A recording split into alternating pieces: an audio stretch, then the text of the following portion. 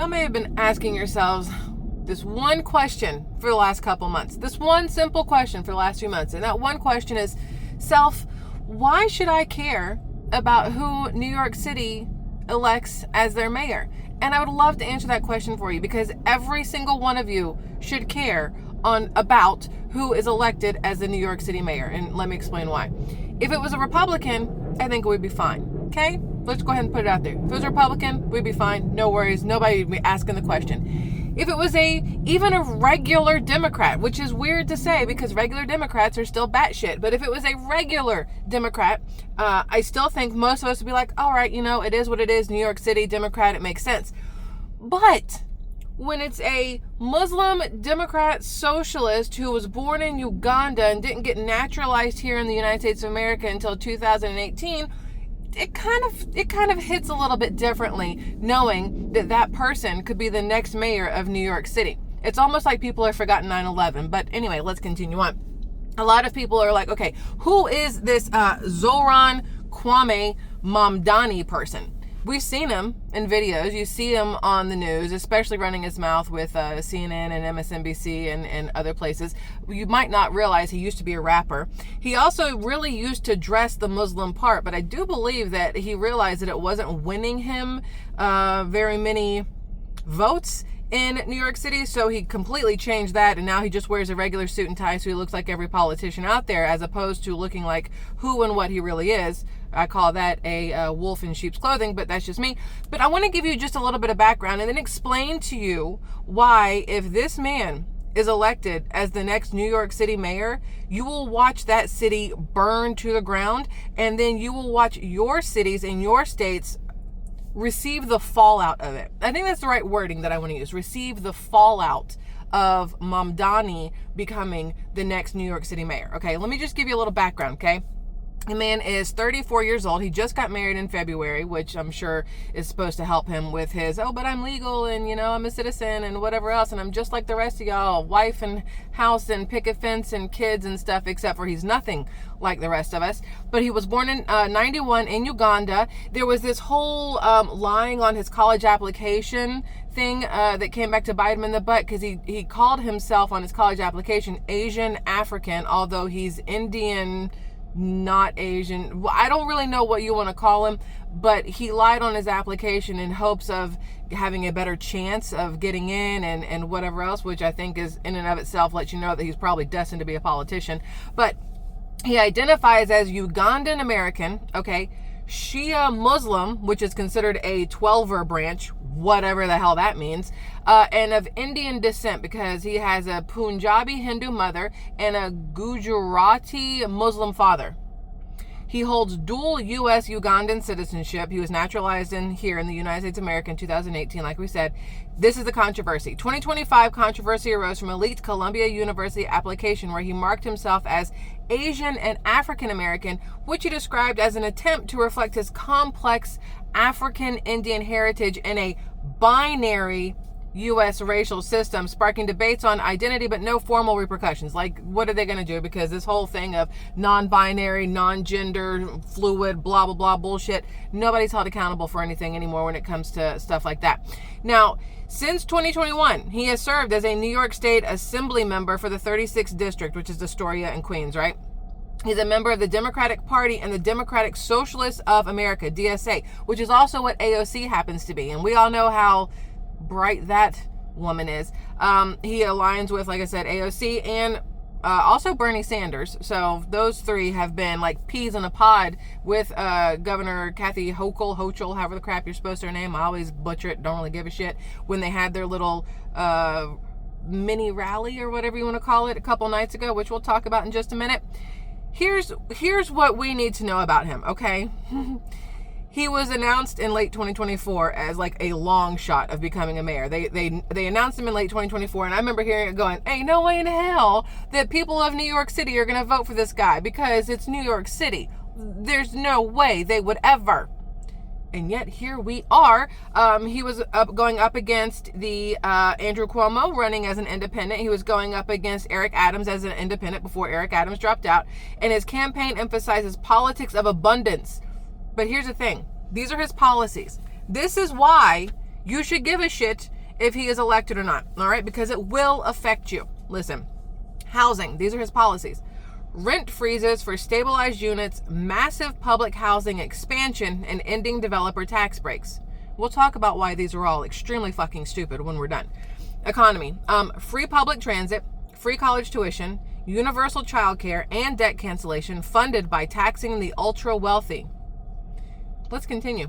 Environment, green schools initiative for climate resilient public education. Whatever the hell that means, okay? Social justice, strong support for Palestinian rights, not American. I know you heard that. The beginning wasn't the rights of the citizens, it's the rights of Palestinians.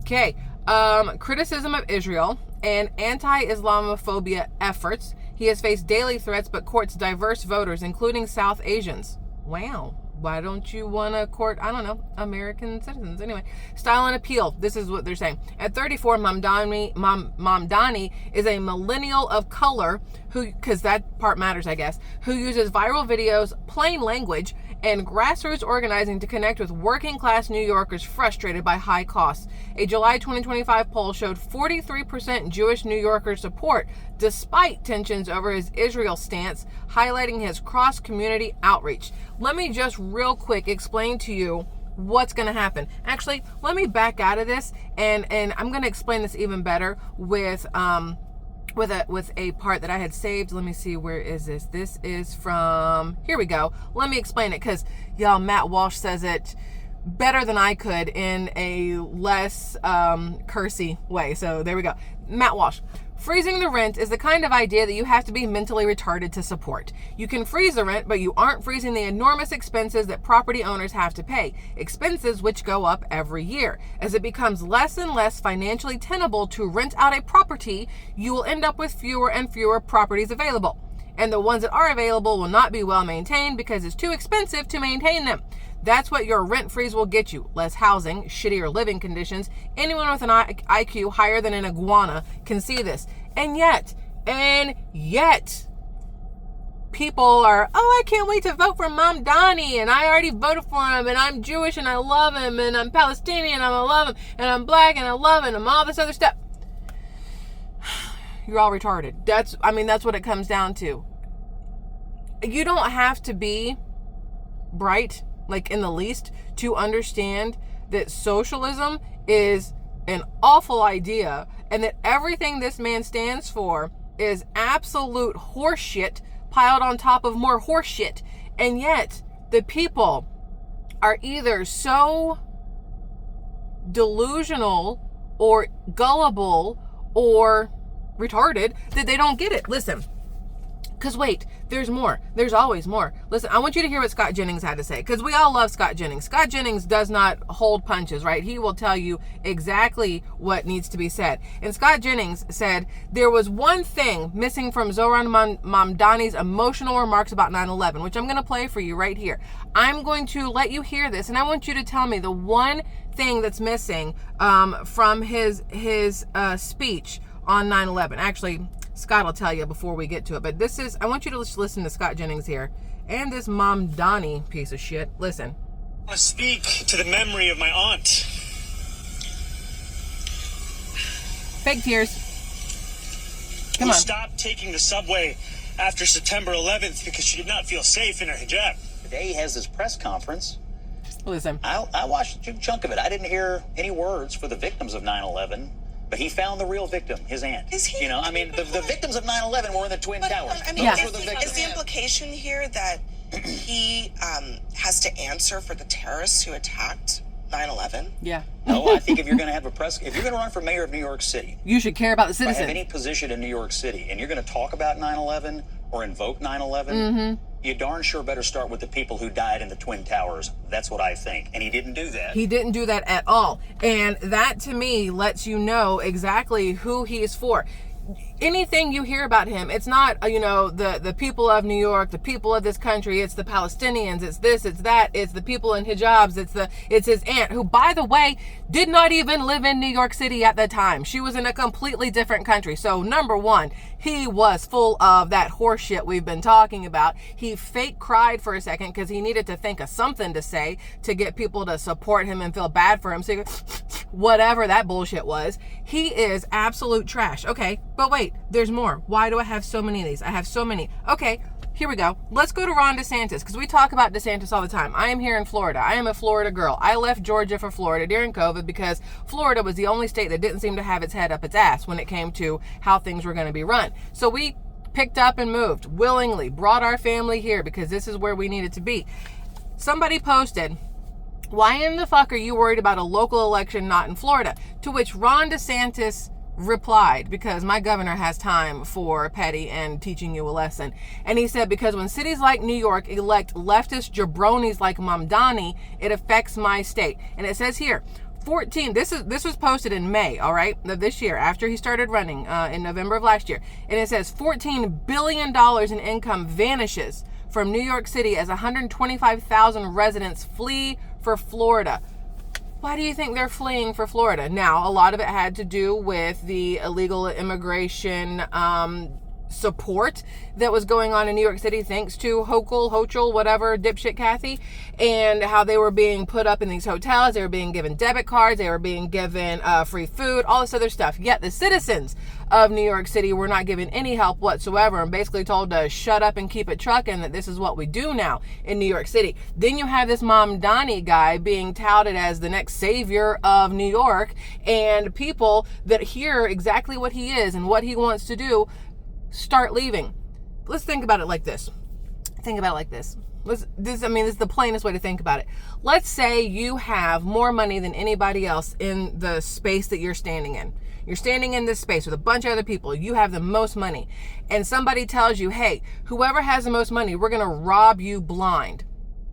You going to stay in that space? You're going to get the hell out of there. You're going to leave immediately. No reason would you want to stay there knowing that you've just been told you are going to be robbed. They're going to take everything from you. You're not going to stay there. You're going to leave. So when Mamdani comes out and starts going, we're going to tax the ultra wealthy, we're going to give everybody free stuff, where do you think that money's coming from? So the people that have the more money that could then have it all taken from them, they're going to leave. You are going to be left with this socialist shithole that nobody can afford because nobody's there to rip the money from to pay for the people who want shit for free. And New York City, that used to be one of the greatest cities in this entire country, is going to be a shit-infested crap hole. Because the people of New York City seem to have forgotten that people like Mamdani are why there is destruction everywhere. Like, he does not belong there. Listen. But wait, there's more. Because there's always more. Let me go back to where we were. If I can get back to my email. Because I sent myself 8 bajillion links here to make sure we don't miss anything. Oh, here it is. This is the picture of Mamdani's aunt, just so we're all fully aware. The one in the hijab that's not even wearing one. Number one, bitch don't even have one on. But it says here, it has been revealed that the aunt Zohran Mamdani shed fake tears over, claiming she stopped riding the subway after 9/11 because she didn't feel safe wearing her hijab, or however you're supposed to say it, neither wore a hijab or whatever, or lived in New York City at the time. She lived in Tanzania. So for anybody who was curious about this, she was not even in New York City. From, 1999 to 2003, she was in Tanzania. I feel like that's important to point out. This man will willingly stand in front of a camera and lie, blatantly lie. There is a difference between being confused, mixing up some dates by accident, whatever else, but blatantly lying while fake crying over it? Okay, there's that. But then we also have this. So, somebody took the post away. You sons of beaches. I was a really good one too. All right, so, no, that's AOC. I was going to share this with you. Actually, let's. Because AOC is such a huge supporter of Mamdani, I just want you guys to listen to her and let me know what you think, what you hear from this when it's all said and done. Listen to AOC. But we must remember, in a time such as this, we are not the crazy ones, New York City. Are you sure, though? But are you sure? We are not the outlandish ones, New York City. They want us to think we are crazy. We are sane. You know what I've never heard a sane person say or try to do? Convince people that they're sane. I'm just saying. That feels pretty, obviously she knows she's batshit and she's trying to play it off, but no, she's batshit. Okay, so then, but wait, there's more, because there's always more, like I said. This one here, New York Governor Kathy Hochul is on stage alongside Zohran Mamdani, and the crowd is erupting with chants of tax the rich, tax the rich. Look, this is what I was telling you about. This is this thing they had. Volume, where are you? Hello, open. Where are you? Listen, look. Look at all these white people. They're talking about how you've got, Black people, Hispanic people, the Jewish population, all these other people that love Mamdani, and all I see are a bunch of white people. But then it's also like, why are y'all crazy enough to be there for these people? Like, why do you want anything to do with what is happening here? Listen. Okay, we found one black person too. My bad. And more resilient than ever before. These are absolutely crazy to me. Okay, look. So then, but wait, there's more. Where's this one? What is this one? Oh, this is it. This Increases a site of Listen. You have a fare box. You have a fare box on a bus. It increases a site of tension, of conflict, of assaults. When you remove that fare box, rather, what you find is a safer experience, not just for the riders, but also for the operators. What? You're telling me that because there's a box on the bus for you to pay your fare to get on, that it causes tension and conflict amongst the people on the bus, so you should get rid of it so that the bus is free, so that there's no more tension or conflict? The fuck? Well, when I go to the grocery store, there's tension and conflict because there's cash registers. So we should just take out the cash registers and then just everything is free at the grocery store.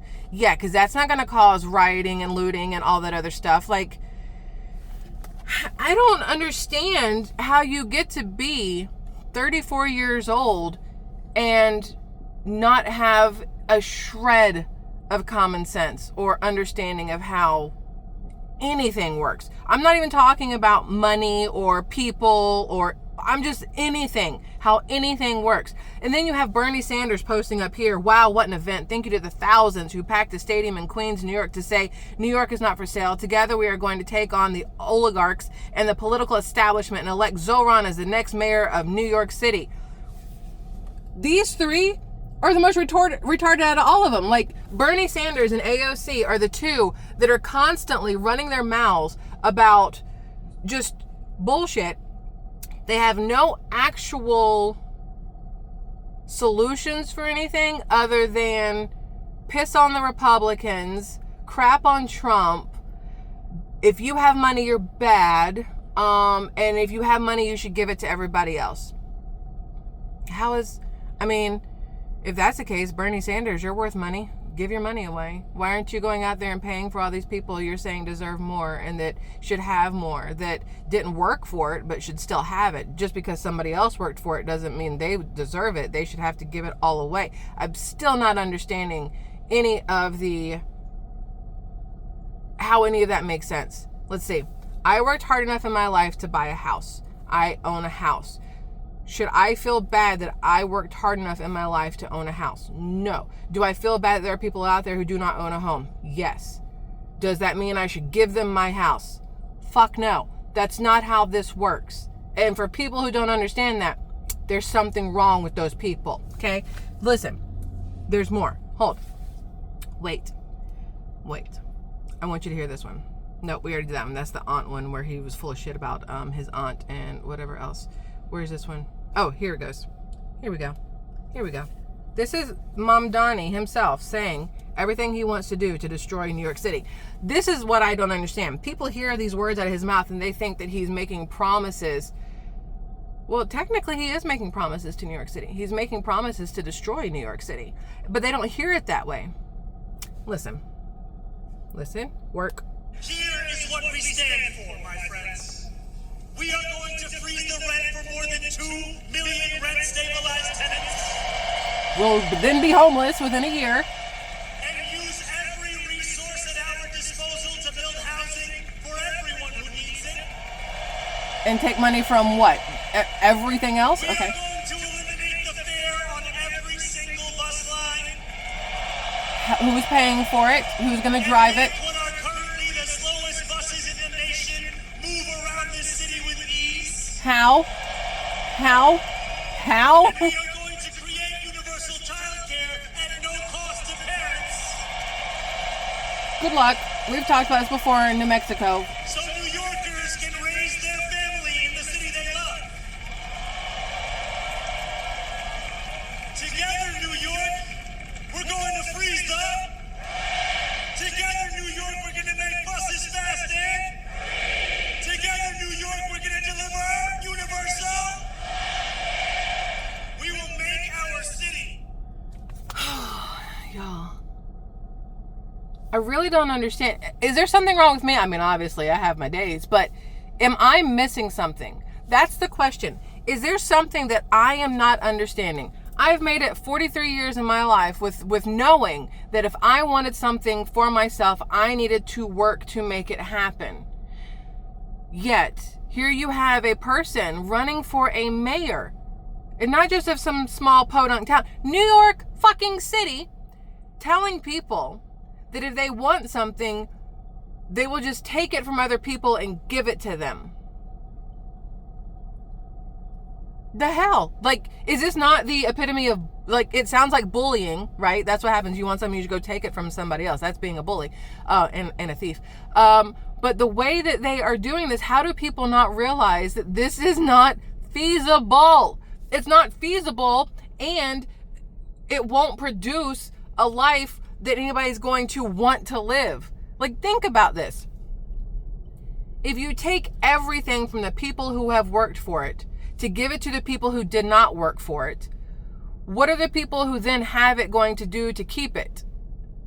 Still nothing, because they will expect everything to still be given to them. So you're going to freeze the rent. You're going to do all these different things. The people who own the building are going to be like, fuck this, I'm out. Who's then going to run the buildings? Who's going to take care of these things for free? Who's going to do the upgrades? Who's going to, like, none of this makes sense to me.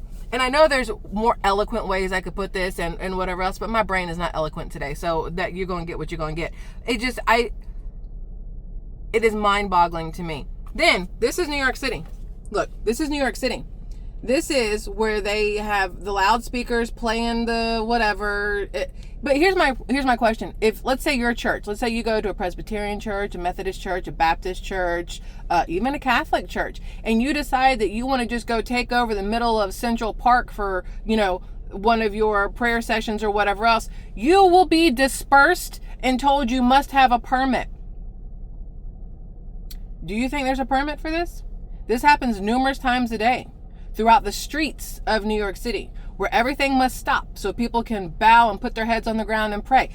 Pray however you want to pray. I'm just saying, this is taking over. You guys have seen videos out of Dearborn, Michigan. You've seen all kinds of stuff that's going on. That is what New York City is going to look like. I don't care if I sound racist. I don't care if I sound whatever.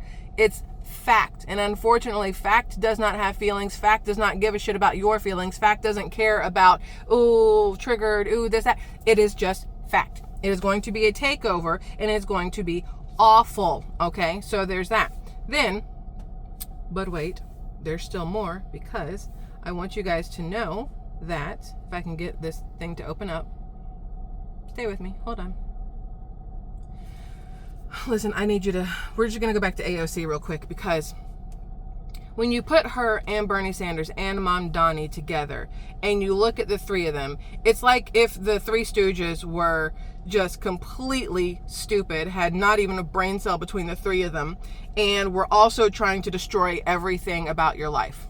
But, thankfully the Three Stooges, Larry, Curly, and Mo, right? They were great. Loved them. But listen to AOC. And I want you to notice how she bounces around. There's no dick underneath her. This is just how she stands and what she does.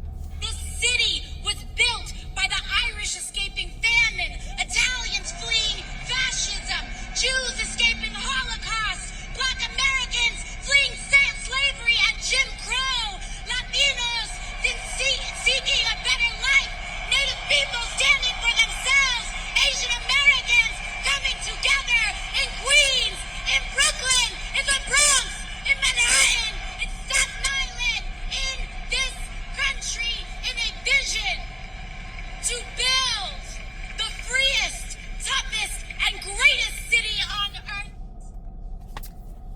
did she even say anything? Did she even say anything?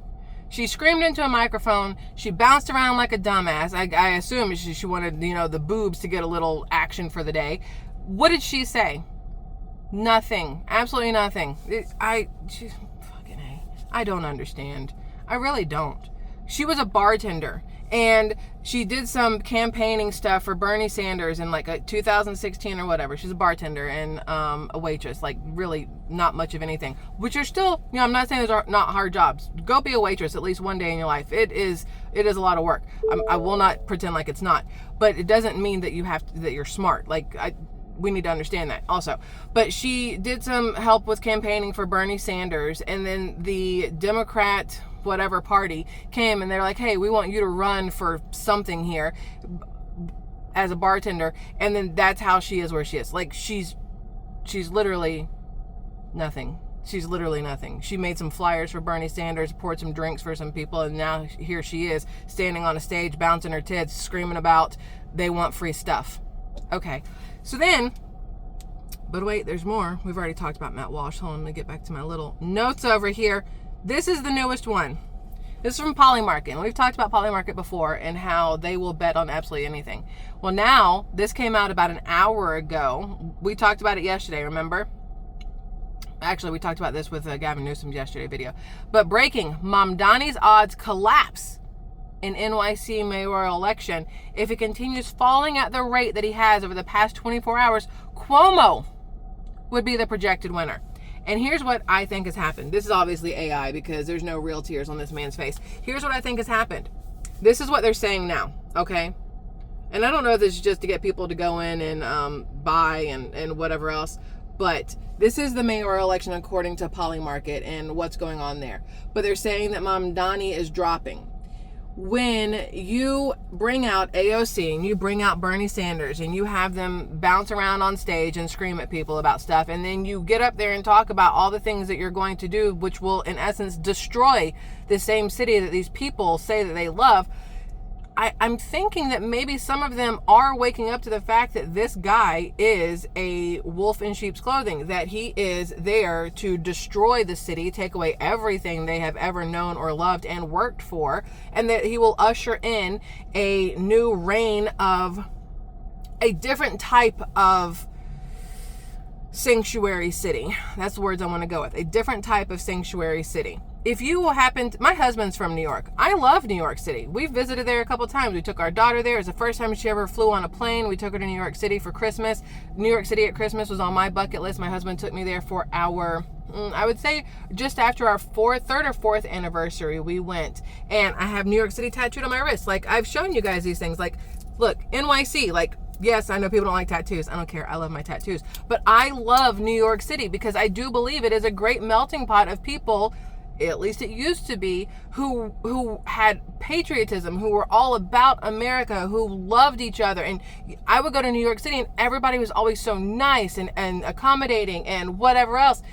I don't feel like it's the same city it used to be. And if you put Mamdani in charge of it, it's like saying that you do not give a shit about yourself, the city, the people of the city, the people who have lost their lives in that city previously in Twin Towers. That's all I'm gonna say. I don't understand how anybody could want this man as a mayor. This is his political philosophy. Mamdani embodies democratic socialism, which seeks socialist goals, thinking public control of key resources for equitable distribution, through democratic elections, not revolution. It differs from traditional socialism in that it avoids full state ownership, focuses on reforms like worker cooperatives. That's what they say. And then social democracy pushes deeper changes, like public utilities, beyond Nordic-style welfare capitalism. His agenda critiques corporate power while supporting small businesses, echoing Bernie Sanders. Critics like Cuomo call it dangerous and tax-heavy. Supporters see it as addressing inequality head-on. Here's the thing. Small businesses still need big businesses. Like, if your big businesses leave, where are small businesses going to get some of their products from? Where are they going to get... there's a lot of questions here that I can't even think of right now, but to me, it doesn't make sense. I don't know, just the whole thing. It's so crazy to me that people in New York City could look at this man and think that it's a good idea. I don't understand it. Then again, people voted in Tim Walz as governor in Minnesota. They voted in Gavin Newsom. They voted Kamala Harris, right? Like, obviously, people's brains are wired wrongly. I was going to say differently, but wrongly seems to be the better word. It's crazy to me. Out of everybody that could be running in New York City, it's that guy that was like planted there. And he actually has a chance. Like, the people of New York have forgotten what New York is supposed to be.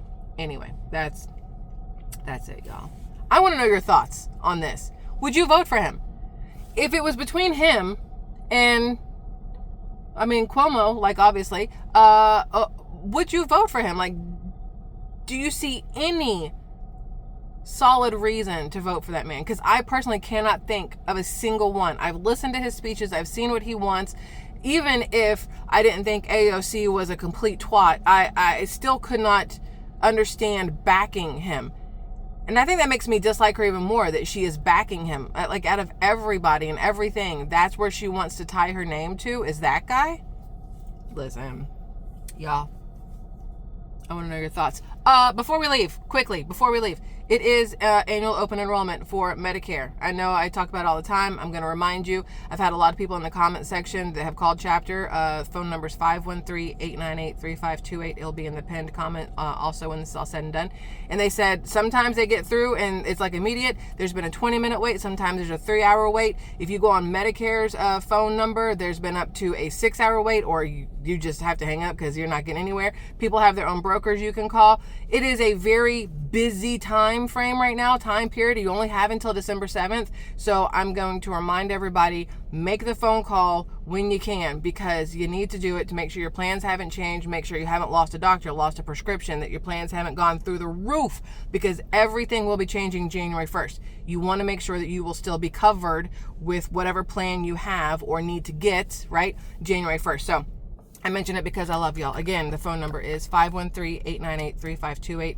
Call chapter. They're here in the United States of America. They are in your state. They know exactly what you need and how to help you. So please give them a call. That way you're not getting completely just destroyed January 1st with either price increases or drop of something you may possibly need. Okay. All right. That's it for now. I will see y'all a little bit later. I love you very much. Have a great day. Goodbye.